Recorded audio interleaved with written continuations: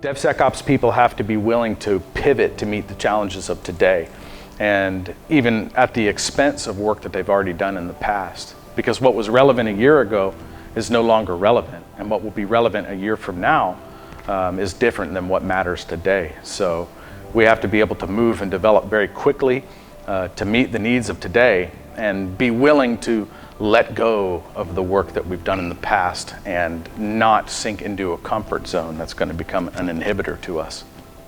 We don't take the term DevSecOps and just slap it on everything like it's the new IT buzzword.